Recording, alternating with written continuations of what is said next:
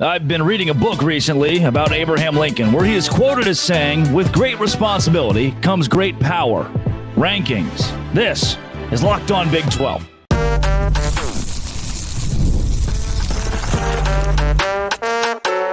You are Locked On Big 12, your daily podcast on the Big 12 Conference. Part of the Locked On Podcast Network, your team every day. Happy Monday, everybody. Welcome to Locked On Big 12. I'm Drake Toll from America's #1 Big 12 podcast, Locked On Big 12. Thank you for making this show your first listen every single day. It is another Power Rankings Monday where we go through the Power Rankings in the Big 12 after week 3. In the middle segment, is West Virginia really bad, and does Neil Brown need to go? The answer might surprise you. And we'll finish the show with the Big 12's biggest surprises. BYU, Arizona State. Where did you come from? How did you get here? First, if you hit subscribe, I get to keep my job.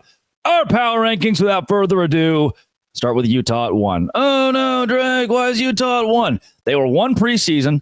They haven't lost a game yet. They were the preseason favorite to win the Big 12 by a whole lot of people. They weren't mine, but by a whole lot of people, and they're a very good football team. If Cam Rising's healthy, they might be the best team in the Big 12, and I haven't seen enough to prove otherwise. Are they banged up already? Yeah. Cam Rising's out. Some key defenders are out, but Utah is still #1 for me. #2, Kansas State. Could Oklahoma State be there? For sure. And you could have made that argument a little bit clearer last week, but after Kansas State routed Arizona, give me K-State at 2. I don't think very many people will push back on that. At 3, Oklahoma State. Another big win this week against Tulsa. Now, it was Tulsa. Your marquee win is still Arkansas. It wasn't a good win. You allowed 600 yards, but you're undefeated, and Alan Bowman leads the league in passing yards? What? Maybe he's better than I've given him credit for. He's thrown for nearly 1,000 yards. Granted, they haven't had the greatest strength of schedule. He's got to pick it up in Big 12 play, but #3, Oklahoma State. At 4, UCF. I have been high on UCF. I have been smoking the UCF pack.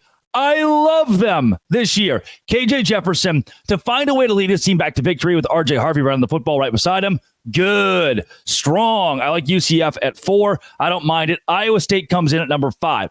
This is the same top 5 as last week. I didn't have to change anything. Many are saying I'm a genius. Somebody told me yesterday, like, Drake, you're so smart. I was like, oh, I shouldn't take credit for it. And then I realized the top 5 in the Locked On Big 12 Power Rankings didn't have to change because they're all 5 very good teams who are still taking care of business. Now, here's where we get our first change. At #6 this week, Arizona State. What are you doing there? Who are you? Why? Kenny Dillingham, why? Now, part of this is like an attrition deal. Everybody ahead of you kind of lost, and you kept winning, so you moved up. And do you have a marquee win? No. Mississippi State just got blown out at home to Toledo. And you won at Texas State, but it's still kind of Texas State. Like, could that be a playoff? Yeah, that could be a playoff team, but is it a road win against Wisconsin? Is it a road win against Tulane? Is it a home win against Arkansas? No. I don't know if we can exactly hang our hat on Arizona State yet, but they're at 6 because Levin looked good. Cam Scadaboo is an elite running back, and the defense has been good. I like Arizona State. They're at 6 this week. Will they move down at some point? Probably, but for now, I don't have a reason to move them down. 7, BYU. Wow. Congrats. You did the same thing last year. Before I hype you up too much, you made it to the top 5 of the Power Rankings last year before everything hit the fan. But right now, BYU's at 7. They just keep winning. They dominated Wyoming on the road. That was spectacular. Do want to note, of those top 7 teams, none of them have lost a game. They're all unscathed. That's going to change at 8. I was impressed with TCU in the loss. Did they fall apart? Yes. Are they still a good football team? I also think the answer is yes. They fell apart in the second half, but the offense and Josh Hoover showed me plenty enough, 400 yards, showed me plenty enough to tell you that TCU is a good, not just competent, football team. They're at 8 this week. #1, Utah. #2, Kansas State. 3, Oklahoma State. 4, UCF. 5, Iowa State. 6, Arizona State. 7, BYU. 8, TCU. 9, those pesky Baylor Bears. My alma mater. Alma mater, alma mater. How does the fling our green and gold afar? I don't know if I can sing the fight song. Spent 5 years there. I graduated in 4, spent the 5th year at ESPN Central Texas. Baylor's at 9. Sawyer Robertson, good. Baylor with Taquan Finn is at like 16 with Sawyer Robertson. Good, especially second half Air Force Sawyer Robertson. Congrats on the win. 10, Arizona. If Baylor and Arizona squared off today, I think Arizona wins. However, these are power rankings. Who's got the most momentum right now? Arizona just got the doors blown off of them. Baylor's defense looked good against Utah. I can justify Baylor being ahead of Arizona in these rankings. 11, Colorado. You moved up. I think you're a top 10 team. No. You got boat raced by Nebraska. Are you a bowl contender? I still don't know this is a bowl team. But you looked good this week. Do you have the culture to go to a bowl game? Do you have the culture to survive in the Big 12? I don't believe so. I think this win's going to die down pretty soon. But flowers. I give you your flowers for doing what you've done. Colorado comes in at number 11. West Virginia at 12. And this is what's so disappointing about 12 through 14 is they all could have been dark horse Big 12 championship contenders, but they've really stunk. Number 12, West Virginia. They are, how you say, not very good. I'm going to get into that in more depth here soon, but West Virginia has been like the fall apart against Pitt. Do I still think that West Virginia is good? Yes, but they didn't prove it to me against Penn State. They really didn't prove it to me in the final moments against Pitt. And they're not a very well-coached football team, from the DC to the head coach. And those are two things that I'm going to need for you to be high on a power ranking, for you to have momentum. From a momentum standpoint, West Virginia is 12th in the conference. Texas Tech 13. Great win? Sure. But I cannot get out of my mind what you did in the first 2 weeks. You 2-1, yes. Can you still win the Big 12? I mean, yeah, technically. Can you climb from 13? Absolutely. I'm going to need, remember like 2 weeks ago when Tech fans like, put them in the last spot, put them in the last spot. Have that same attitude here, because you haven't done anything against a legitimate program yet. North Texas, good. Offense, good. Tech's defense had a lot of guys out. You were impressive. But you haven't been impressive against an impressive team yet. 14, Kansas. What are you doing? Why are you doing? How? How are you this bad? With Jalen Daniels and Devin Neal. From Highshaw to Grimm. How are you this bad? It is stunning. Like watching Kansas football was stunning. Would rather watch paint dry. At least paint doesn't lose. It just dries. 15, Houston. You won. You beat Rice. You beat the brakes off of Rice. Cool. Great. That still might be your only win of the season, but you've got momentum, and we're proud of you. We're all really, really proud of you. At 16, Cincinnati. Wait, we won last week. You did. You did beat Miami of Ohio on the road. This is a tough MAC team. There's still a chance that even with Corey Kiner and even with the way the Sorsby's played, that you are the worst team in the Big 12. There is a chance. That's, it's not verified yet. But you at 16, I couldn't put Houston at 16, given that they won by a larger margin against Rice. They have more momentum. Cincinnati's loss to Pitt was demoralizing. Number 1, Utah. Number 2, Kansas State. 3, Oklahoma State. 4, UCF. 5, Iowa State. 6, Arizona State. 7, BYU. And 8, TCU. 9, Baylor. 10, Arizona. 11, Colorado. 12, West Virginia. 13, Texas Tech. 14, Kansas. 15, Houston. 16, Cincinnati. Those are the Week 3 Big 12 Power Rankings coming up. Fire Neil Brown on Locked On Big 12, part of the Locked On Podcast Network, your team every day. Hey, hi. Today's show is brought to you by 5 Hour Energy. Look, I had 3 banana ball games this weekend between the Party Animals and the Savannah Bananas, and I had a ball of a time watching the Big 12 play some football, and I needed a little bit of energy. So what did I do? I drank some 5 Hour Energy. Before you work out, watching sports, getting in the zone, 5 Hour Energy shots give you the energy you need. 0 sugar, convenient, portable size. It's the perfect pick-me-up for getting stuff done. Their website has flavors like watermelon, tropical burst, grape, and more. Try them all with a 12 or 24-pack of Build Your Own flavors. Right now, go to 5hourenergy.com. It's number 5, hourenergy.com. Get some 5 Hour Energy product today. Use my promo code LOCKEDONCFB to receive 20% off your order. This offer is only valid until September 30th, so on one order, and it cannot be used with other promotions. The code is only good on subscription orders. You got to do it now. 5hourenergy.com. Do it today.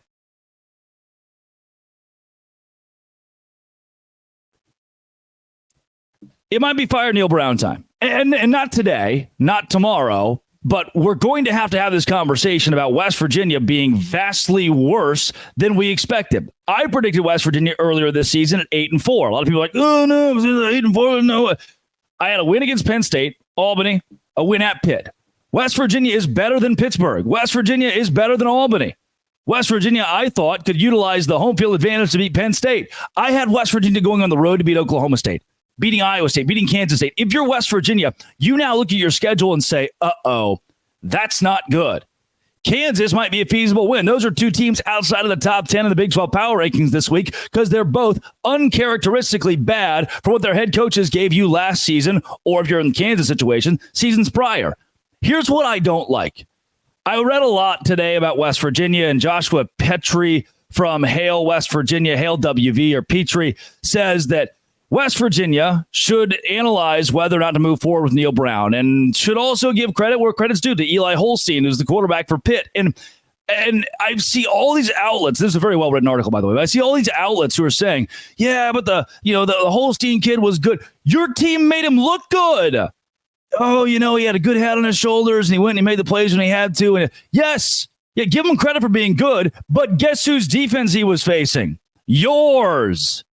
That's why when Oklahoma State was like, oh, Arkansas they look real improved against you, Like, is that the sample size that you, like, are you really saying right now, oh, this is a real improved Arkansas team, huh? You see, guys, look how good their offense is. Yeah, against your defense. Who does that say more about?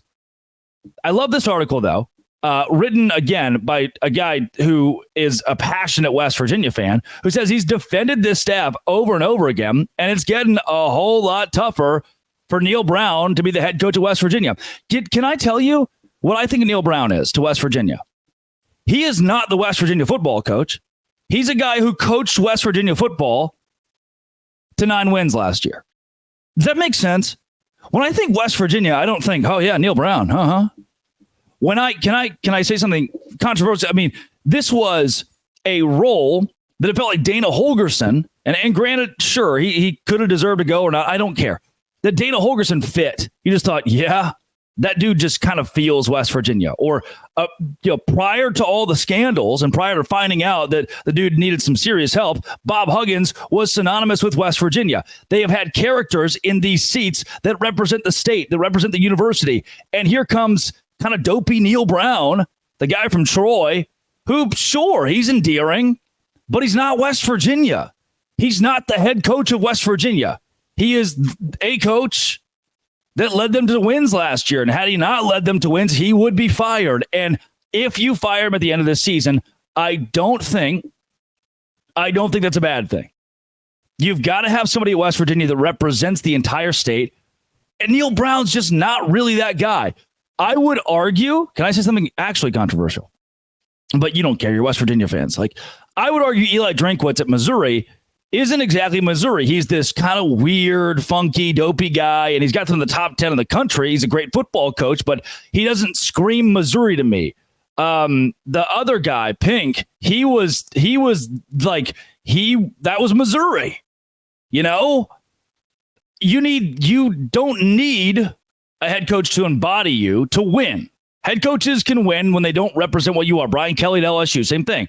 However, in a place like West Virginia, it's exponentially harder because from a resource standpoint, you've got to represent the state and have the entire state behind you because you can leave no resource off the table when you're at West Virginia. There are no in-state prospects who are going to win you a Big 12 championship or put you at the top of college football. You're going to have to represent a state on the larger scale and take that state outside of West Virginia and represent it well to bring kids in that want to play for something bigger than themselves in a program that is represented by a head coach who means more to that program than Neil Brown means to the Mountaineers. Neil Brown this is kind of what West Virginia feels like this season. The disappointment West Virginia feels like. My dad got drafted in 1994, I believe, to play for the Toronto Blue Jays. Growing up in Hazen, Arkansas, he was the dude. Everybody embodied, they wanted to embody his style of play on both the football field and the baseball field, not so much basketball.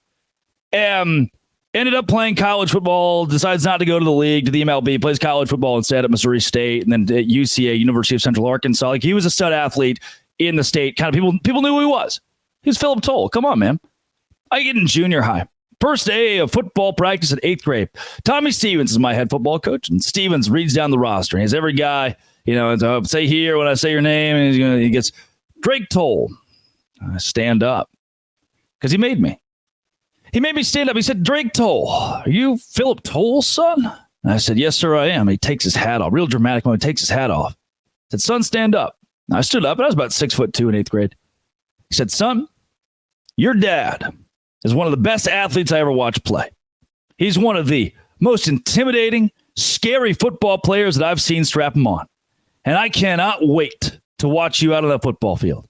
I cannot wait to have the honor of coaching the son of Philip Toll.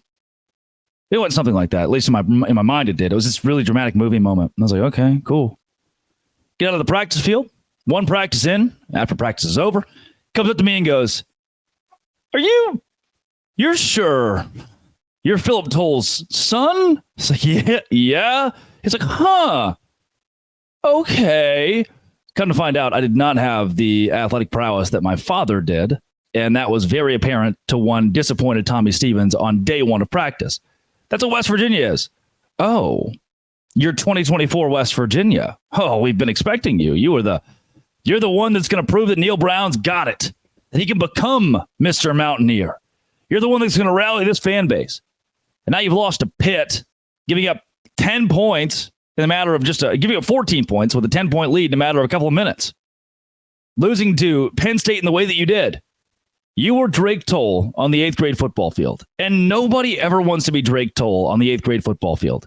You want to avoid that at all cost. And you didn't. And now you're not very good. You've got Jaheim White and C.J. Donaldson and Garrett Green and Hudson Clement and a myriad of defenders that are fine at the very least. And you just can't get it done. And I don't know what to do with you. The schedule doesn't get any easier. Coming up, BYU, Arizona State. The Big 12's got a lot of big surprises. This is Locked On Big 12, part of the Locked On Podcast Network, your team every day. Today's show is brought to you by FanDuel. FanDuel's where I go to say, hey, I want the Dallas Cowboys money line this week. And FanDuel says, yeah, you can have it. It's not very good value, but you can sure have whatever you want at FanDuel.com. And then the Dallas Cowboys get killed by the Saints. But luckily, I was also riding a couple of other things at FanDuel, America's #1 sports book, and was able to win some money this past weekend on the NFL and college football because I had some money lines in college football that were very profitable, like UCF over TCU. And they have something different for you. Now through September 22nd, all FanDuel customers can about $5 get a 3-week free trial of NFL Sunday Ticket from YouTube and YouTube TV. Then with the YouTube TV base plan, you'll be able to watch every regular season Sunday afternoon out-of-market game. All you need is a Google account, current form of payment, and you can cancel anytime. FanDuel.com, America's #1 sportsbook. Visit FanDuel.com and do it today. The BYU Cougars are good at football. That's not something that a lot of people had on their bingo card coming into this season. And the BYU Cougars have the #1 PFF graded quarterback in week 3 in Jake Retzlaff. Oh. Not only BYU, there are some other shocking programs in the Big 12. I would venture to say, so far, stunned, and it reflected in my power rankings, BYU being at #7 this week, Arizona State being at #6, Baylor being at #9. Those 3 schools, to me, have been the most surprisingly impressive in the Big 12 Conference. BYU, to give you your flowers, Jake Retzlaff has been that guy. When asked to step up and go win a game on the road, you would struggle to say that it was him that did it for the BYU Cougars. The defense certainly did, and I'm still not all the way on board with A-Rod, but you won that game, and this kid helped get you there. Then this past week, the dude is the highest graded quarterback in the conference and just goes, not bonkers, but bonkers. 62 yards on the ground, 291 yards through the air, 3 touchdowns in a world where I thought Gary Bohannon would be BYU's guy. Instead, it was Retzlaff, and that has worked out so well for you. Then I turn the page. You know what? No, I'm not even going to turn the page yet. I will say this. This is my one little caveat to the BYU deal. You did this to an extent last year, and it's tough. We're a fourth of the way through the season. I don't think that is sample size enough to say, oh, it won't happen again in 2024. Like, if you're a BYU fan, your default's to go, yeah, you know, we get that out of our system last year. We won't lose 5 straight again. We've only done that like twice in history. There's no way that, and I get why that's your default. No, we learned our lesson. Let's see. Sample size. Let's see. Because now BYU, their upcoming games, Kansas State. I know it's at home. It's a tough one. At Baylor. Baylor's improved. Do I think BYU wins that game? Sure. These are the preseason predictions that I had for BYU. That was a loss to Kansas State, a win at Baylor, a loss to Arizona. Those are their next 3 games. The problem is that Arizona stretch is Arizona, Oklahoma State, UCF, Utah, Kansas.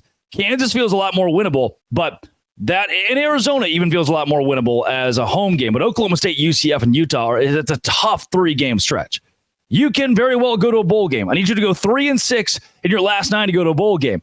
Not a given, but BYU to this point has been much more impressive than I expected. And Jake Retzlaff is one of the reasons why. The defense is the paramount reason, but you've got a quarterback in Provo, Utah.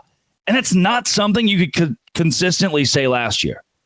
Now, Arizona State, you're in a boat as my number 6 team in the Big 12 power rankings this week. A 3-0 boat. Unreal. That has wins against Wyoming, Mississippi State, and Texas State. Now, a lot of people thought coming into the season, Wyoming would be very good. They're not. Mississippi State, they're an SEC team. Well, you beat them. You did. You beat Wyoming. Texas State, I had you losing. This is my preseason prediction. I had you losing at Texas State. You're 3-0. You go to Texas Tech in your next game. And now that looks very winnable as Tech is outside of the top 10 in the Big 12 power rankings. Arizona State's reason for success, I wouldn't put it on the defense yet. I would instead say that Sam Levitt's been a good quarterback, and Cam Scatterbo is phenomenal. Phenomenal. Now, the defense of Arizona State in the second half against Texas State was pristine. That helped you win that game. It helped you close out that game because the offense was not great in the last 30 minutes. But it is the offense that's going to drive Arizona State the rest of the way. And if you compete in the Big 12, that is the unit that's going to get you there, and you very well could. Here's your saving grace. Your next 2, Texas Tech and Kansas, they are 2 underperforming teams in 2024, and you've got a real shot to start 5-0 and be on the precipice of being a ranked program. I had Arizona State 15th in the Big 12 in the preseason. They're now 3-0 in non-conference play. They could win at Texas Tech. They could certainly beat Kansas at home. The game against Utah is tough. I've got Utah winning that one, and I'm not sure you could argue it too much yet. Then on the road against Cincinnati, that's a win. Best case scenario here, you're 6-1, and then you kind of get the stretch of doom at Oklahoma State, against UCF at home, at Kansas State. Those are 3 of my top 4 Big 12 teams. And then BYU and Arizona. BYU is much improved. So while you're going to get a couple of the teams that have underperformed so far coming up, you've got to go through the gauntlet of Oklahoma State, UCF, Kansas State, who have proven they can still play and are players at the top of the Big 12. And then BYU's in that mix as well. Arizona State, one of the 3 most impressive teams in the conference so far. Impressive meaning overperforming teams in the conference so far. That I will give you, and I don't mind saying that. And Sam Levitt was graded a 76 by PFF this last week, which was 10th in the Big 12 amongst quarterbacks, yet you still won on the road against a very gritty, salty Texas State team. Then, I don't know how you did it. I don't know how you did it, but the Baylor Bears keep climbing my Big 12 rankings, and while I had them in the preseason at 12th, they are currently sitting in the Big 12 power rankings at 9. They have come up 3 spots inside of the top 10. I assume they'd lose at Utah, as they did. I assume they beat Tarleton State, as they did. But preseason, I had them losing to Air Force at home. Not only did they beat Air Force, they throttled them. And things were a little bit different for Baylor. They didn't start Daquan Finn, who was going to be the second coming of RG3. And, he's going to step in. And, his first run was crazy against Tarleton State.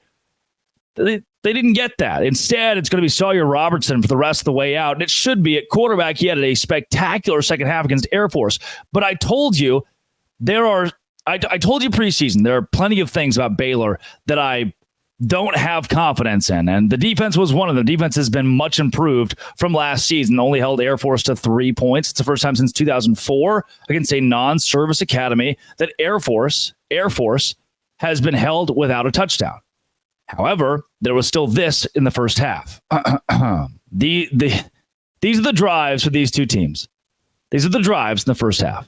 Punt, field goal. I should mention that field goal drive was 4 plays, -1 yard, 29 seconds for Baylor. Congrats on your free field goal.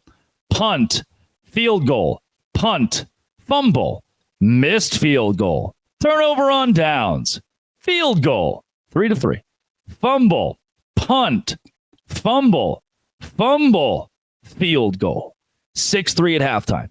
You can't get that taste out of my mouth yet. I can't yet say that Baylor is a bowl team. They're 2-1. Next game is at Colorado.